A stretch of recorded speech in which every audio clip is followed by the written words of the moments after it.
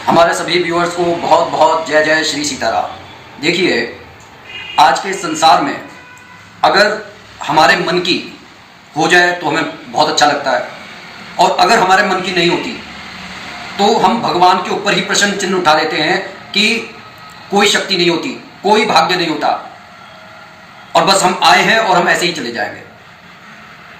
दरअसल ये बातें वो निराश लोग करते हैं जिन्होंने जीवन में कई बार बहुत मेहनत की होती है और उन्हें अपने अपेक्षित परिणामों की आशा भी होती है, लेकिन वो परिणाम उनको मिल नहीं पाते। इसके तमाम कारण हो सकते हैं, लेकिन हमारे जो साधु संत हैं वो हमारे को ये बतलाते हैं कि कई बार हमारे प्रारब्ध के जो कर्म हैं, हम चाहे कितना भी अच्छा कर्म कर ले लेकिन हमारे को दुख भोगने पड़ते हैं। और इसका जीता जागता प्रमाण हमारे शास्त्रों ने हमारे सामने रखा हुआ है कि आप सोचकर देखिए कि पांडव जो देवपुत्र थे, उसके बाद भी उनका जीवन किस तरीके से हमेशा संकटों में रहा, और 13 वर्ष उनको किस तरीके से, मतलब राजकुमार होते हुए, राज्य होते हुए भी उनको किस तरीके से गुजारना पड़ा, जबकि उनके साथ भगवान श्री कृष्ण थे।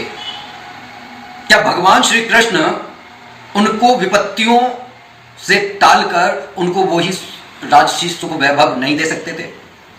क्यों महारानी द्रौपदी के साथ ही वो अन्याय हुआ, वो चीरहरण की घटना हुई? कहने का ये अर्थ है कि अगर हम किसी दुख से गुजर रहे होते हैं तो हमारे को सिर्फ और सिर्फ एक बात दिखाई देती है कि हम दुखी हैं, और हमारे को अगर कोई सुख नहीं मिल रहा है इसका मतलब भगवान नहीं है। लेकिन जिस तरीके से महारानी द्रौपदी ने अपने विश्वास को खोने नहीं दिया, अपने विश्वास पर अडिग रहे, जिस तरीके से पांडव अपने विश्वास पर अडिग रहे भगवान श्री कृष्ण के सानिध्य में रहकर, क्योंकि भगवान श्री कृष्ण को यह मालूम था कि जब तक प्रारब्ध के जो दुख हैं वो नहीं भोग लेंगे तब तक, जो कहते हैं ना कि जब बहुत ज्यादा अंधकार गहरा जाए तब समझ लो कि अब सुबह होने वाली है। तो भगवान श्री कृष्ण जानते थे कि जब तक प्रारब्ध के दुख पूरी तरीके से जलकर राख नहीं हो जाएंगे तब तक सुख को पाना एक स्वप्न है। उसी तरीके से बहुत सारे लोग हमारे से कई बार कहते हैं कि भाई हनुमान चालीसा का पाठ कर रहे हैं, सुंदरकांड का पाठ कर रहे हैं, पिछले 12 वर्ष से कर रहे हैं, 14 वर्ष से कर रहे हैं, बचपन से कर रहे हैं, लेकिन आज तक जिस स्वप्न को देखा है, जिस शाही वैभव ठाट बाट से जीवन को जीना चाहते हैं, लेकिन वो प्राप्त नहीं हो रहा, और वो धीरे धीरे से अपने विश्वास को खोने लगते हैं। जबकि जो लोग अपने विश्वास को अडिग रखते हैं, महाबली हनुमान जी उनका कल्याण अवश्य करते हैं। महाबली हनुमान जी उन भोले देवताओं में से एक हैं जिनके पास एक बार अगर हम हाजिरी लगा देते हैं तो वो हमारा कल्याण करने में लग जाते हैं। अगर आप हनुमान चालीसा का पाठ करके, सुंदरकांड का पाठ करके आपके जीवन में आपको कोई चमत्कार नहीं दिखाई दे रहा, आपको अपने अपेक्षित परिणाम नहीं दिखाई दे रहे, तो आज एक छोटा सा उपाय आप मेरे कहने से कर लीजिए, जीवन में चमत्कार होंगे। लेकिन आस्था और विश्वास जहां पर नहीं होता वहां पर चमत्कार भी घटित नहीं होते। चमत्कार भी वहीं पर घटित होते हैं जहां पर हम आस्था और विश्वास की शरण ले लेते हैं। आपको करना सिर्फ इतना है कि आपको 3 चीजें चाहिए। एक, आपको पान का पत्ता बिल्कुल साफ सुथरा चाहिए जो कटा पिटा ना हो, 11 बतासे आपको चाहिए, और 1 लौंग फूल वाली चाहिए।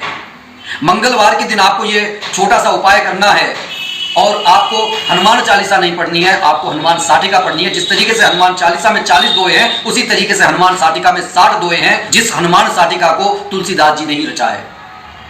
और यह बहुत ही चमत्कारिक पुस्तक है। आपको करना यह है कि मंगलवार के दिन आपको संकल्प लेना है अपना नाम अपने गोत्र के साथ, और यह कहना है कि प्रभु मैं बहुत दुखी हूं, मेरे संताप को हर लीजिए। मुख्य रूप से आपकी समस्याओं के समाधान के लिए इस उपाय को करना उचित रहेगा। आपको हनुमान जी के सामने संकल्प लेकर पत्ते के ऊपर 11 बतासे रखकर 1 लौंग रख देनी है, और थोड़ा सा भगवान जी को प्रसाद के लिए आपको गुड़ चना रखना है। इसके बाद में हनुमान साटिका का 11 बार आप पाठ करें, और 11 बार पाठ करने के बाद में, और यह भी ध्यान रखें कि ब्रह्म मुहूर्त में उठकर आपको 4 से लेकर 6 के बीच में यह उपाय करना है। और अगले दिन बुधवार के दिन आपको किसी हनुमान मंदिर में जाकर ये जो पान का पत्ता के ऊपर जो आपने 11 बतासे रखे हैं और लौंग रखी है, इसे जाकर हनुमान जी के चरणों में रख लाइए। वहां थोड़ी देर हनुमान जी से बातें कीजिए, अपने दुख को कहिए और घर लौट आइए। और मंगलवार के दिन जब आप ये जो हनुमान साटिका का पाठ कर लें, उस समय आप हनुमान जी को गुड़ चने का भोग लगाइए और अपने पूरे परिवार को खिला दीजिए।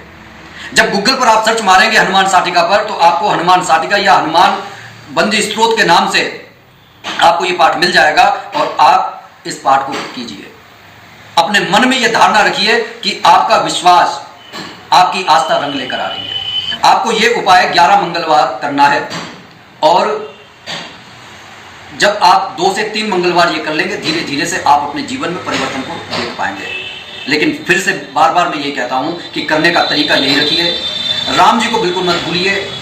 करने का तरीका यही है कि सबसे पहले 5 बार गणपति जी का नाम लीजिए, श्री राम जी का 11 बार नाम लीजिए, श्री राम जी की आरती पढ़िए, श्री रामचंद्र कृपालु भजमन।